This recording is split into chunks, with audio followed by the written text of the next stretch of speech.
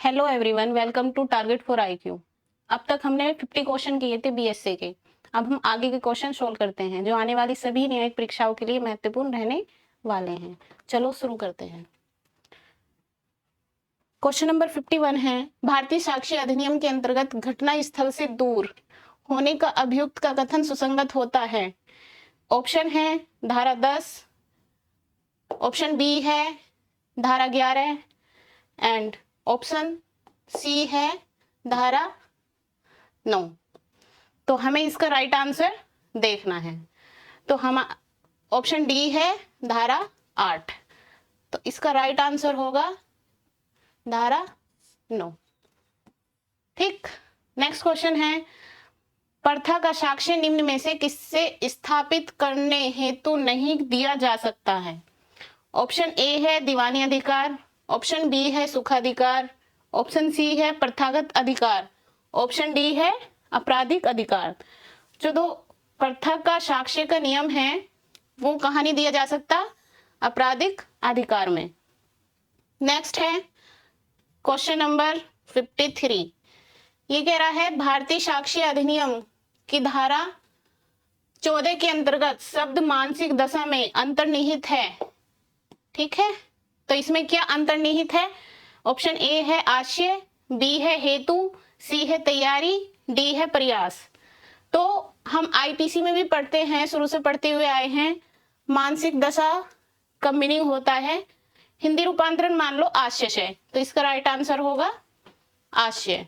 हेतुक शब्द कहाँ डिफाइन है, भारतीय साक्ष्य अधिनियम की धारा 5। ठीक, तैयारी कहाँ डिफाइन है, धारा 6। आगे चलते हैं। सूची 1 को सूची 2 से मिलान कीजिए, धारा 5। अब इसमें हेतु हेतु 2 जगह आ रहा है। ठीक, तो हम इसको ठीक कर लेंगे, ये है हेतुक। ठीक, तो ऑप्शन ए है धारा 5। धारा 5 सुसंगत तथ्यों का हेतु, धारा 6 तथ्य एवं तथ्य जो सुसंगत तथ्यों से संगत हो, धारा 9 सुसंगत तथ्यों का हेतु। तो धारा 5 फर्स्ट से मिलेगी, धारा 6 सुसंगत तथ्यों के हेतुक, धारा 9 है तथ्य जो सुसंगत तथ्यों से असंगत हो, धारा 12 शरीर की किसी दशा को दर्शित करने वाले तथ्य है। अब हम आगे देखते हैं कि इसका राइट ऑप्शन क्या बनता है। तो इसका राइट ऑप्शन होगा ऑप्शन बी। ठीक, आगे चलते हैं। Question number 55। ये कह रहा है कि कै चुराया हुआ माल यह जानते हुए कि वह चोरी का है प्राप्त करने का अभियुक्त है। उपयुक्त दृष्टांत है भारतीय साक्ष्य अधिनियम की धारा 6, भारतीय साक्ष्य अधिनियम की धारा 10, भारतीय साक्ष्य अधिनियम की धारा 12, भारतीय साक्ष्य अधिनियम की धारा 11। तो इसमें पूछा है कै चुराया हुआ माल यह जानते हुए कि वह चोरी का है प्राप्त करने का अभियुक्त है। तो हम इसका जो राइट आंसर है वो है ऑप्शन सी। हम इसमें देखते हैं मानसिक दशा, शारीरिक संवेदना, ये सब चीजें आती है, तो इसका राइट आंसर है ऑप्शन सी। नेक्स्ट है, निम्न में से कौन सा साक्ष्य अधिनियम की धारा 12 में मानसिक दशा के रूप में वर्णित नहीं है। धारा 12, इसमें क्या वर्णित नहीं है, इसमें आशय भी होता है, ज्ञान भी होता है, सद्भावना भी होती है। ठीक, ये तीनों चीज होती है, लेकिन हेतु नहीं होता है। नेक्स्ट है दी ब्राइड इन द बाथ वाद भारतीय साक्ष्य अधिनियम की किस धारा पे आधारित है। धारा 14, धारा 13, धारा 12, धारा 9। तो इसका राइट आंसर है ऑप्शन बी, धारा 13। नेक्स्ट है स्वीकृति का साक्ष्य। स्वीकृति का साक्ष्य है मौखिक कथन, दस्तावेजी कथन, मौखिक एवं दस्तावेजी कथन दोनों, उपयुक्त में से कोई नहीं। तो स्वीकृति हम ओरली भी कर सकते हैं, डॉक्यूमेंट्स में भी कर सकते हैं। ठीक, तो इसका option C is right. Next है साक्ष्य अधिनियम की निम्नांकित धाराओं में से कौन सी धारा स्वीकृति को परिभाषित करती है। तो कौन करती है, धारा 15। ठीक। अब धारा 25 में क्या है? धारा 25 कहती है कि स्वीकृति निश्चायक सबूत नहीं है लेकिन विबंध का कार्य करती है। धारा 21 क्या कह रही है? धारा 21 हमें कह रही है कि उन व्यक्तियों के द्वारा भी स्वीकृति, चलो नेक्स्ट चलते हैं। एक पक्षकार द्वारा की गई स्वीकृति इसके विरुद्ध साक्ष्य होता है। कैसा साक्ष्य होता है?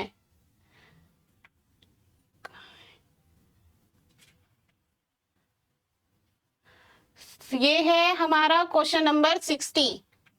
ठीक, ये कह रहा है एक पक्षकार द्वारा की गई स्वीकृति इसके विरुद्ध साक्ष्य में होती है। कैसी होती है?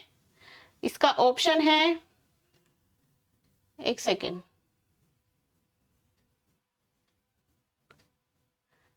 यहां देखते हैं।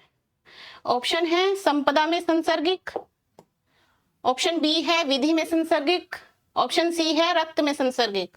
उपयुक्त में से कोई नहीं, तो इसका राइट आंसर है ऑप्शन बी, विधि में संसर्गित। नेक्स्ट है, स्वीकृति उन्हें करने वाले पर बंधनकारी है जहां तक कि वे संबंधित है। किससे संबंधित है?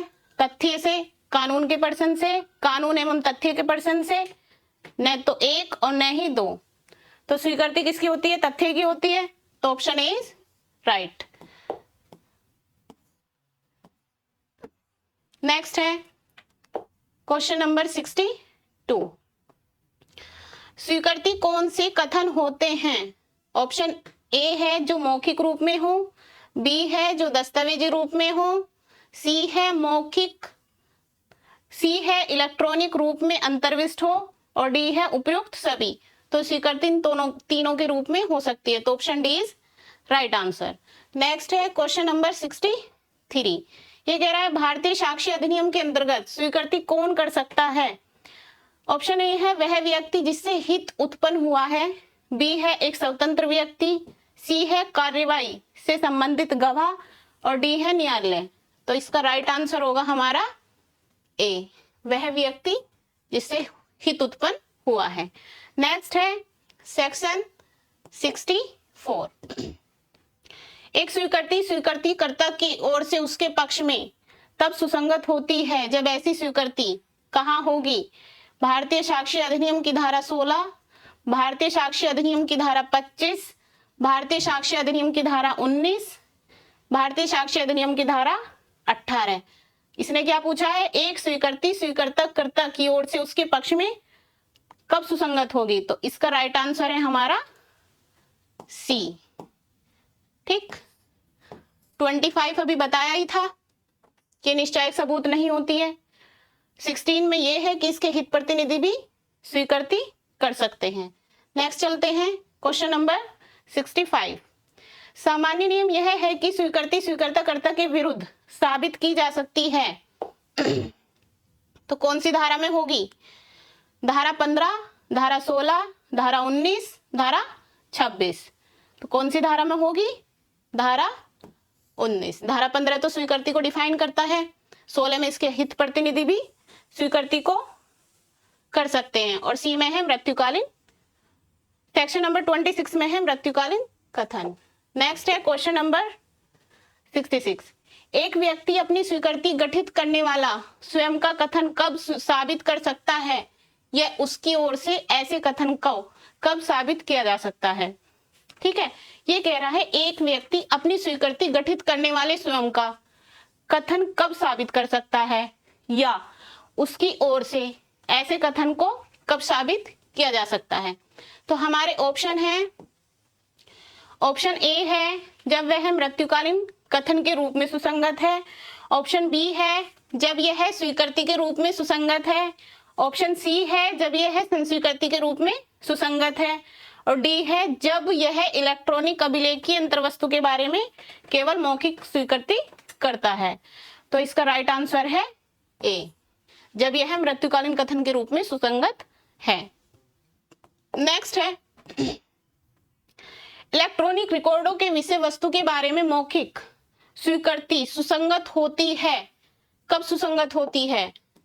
ऑप्शन देखते हैं हम अपने। ऑप्शन ए है जब बनाए गए इलेक्ट्रॉनिक रिकॉर्ड की असलियत संदिग्ध हो। बी है जब उन्हें सिद्ध करने वाला पक्षकार उन रिकॉर्डों की क्या करता है, विषय वस्तु को द्वितीय साक्षी के रूप को हकदार हो। ऑप्शन ए और ऑप्शन बी। डी कह रहा है ना तो ए न ही बी। ठीक, तो इसका जो राइट आंसर होगा हमारा होगा ये ऑप्शन नंबर ए। ठीक, option number A right answer. Next चलते हैं।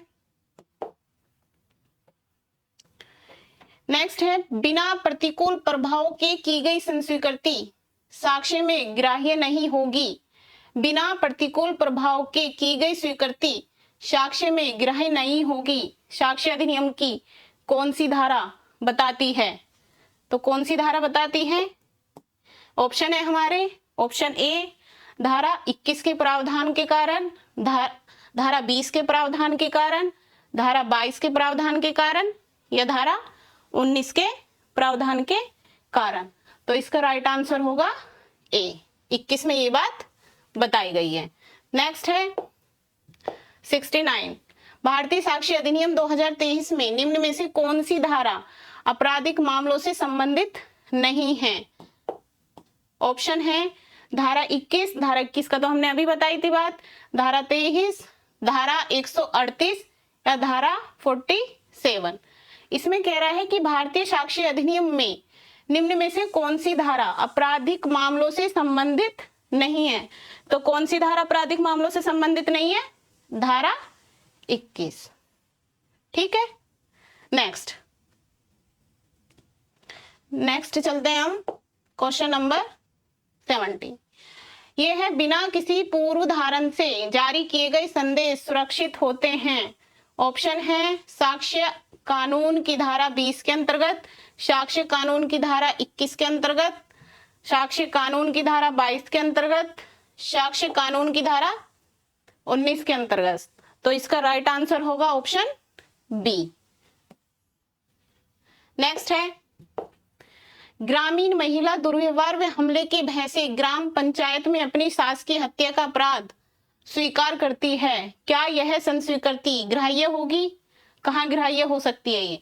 ऑप्शन है ए न्यायकेतर संस्वीकृति की तरह, स्वैच्छिक नहीं होने से अग्राह्य है, सी है समर्थन साक्ष्य है अन्य साक्ष्यों के कथन का, और डी है आंशिक रूप से ग्राह्य। अब कुछ बच्चे इसका ऑप्शन ए लगाएंगे जो कि गलत है, क्योंकि ये भय से दी गई है। तो जब संस्वीकृति भय से दी गई है तो ये स्वैच्छिक नहीं है, और जब स्वैच्छिक नहीं है तो अग्राह्य होगी। ठीक, नेक्स्ट चलते हैं।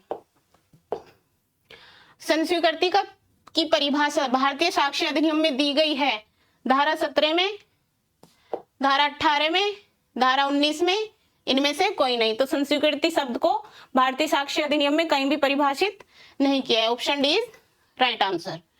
नेक्स्ट है साक्ष्य अधिनियम की निम्नलिखित में से कौन सी धारा कहती है कि प्रलोभन, धमकी अथवा वचन के द्वारा कारित संस्वीकृति सुसंगत नहीं है? ऑप्शन है ऑप्शन ए धारा 23, धारा 23 क्लोज 2, धारा 25, उपरोक्त में से कोई नहीं। तो इसका राइट आंसर होगा ऑप्शन डी, क्योंकि ये कहां पे दी गई है? ये बात करती है धारा 22। ठीक, इसमें ये ऑप्शन में नहीं है, तो इसका आंसर होगा ऑप्शन डी। नेक्स्ट है पुलिस ऑफिसर के समक्ष की गई संस्वीकृति किस धारा के अंतर्गत ग्राह्य नहीं है?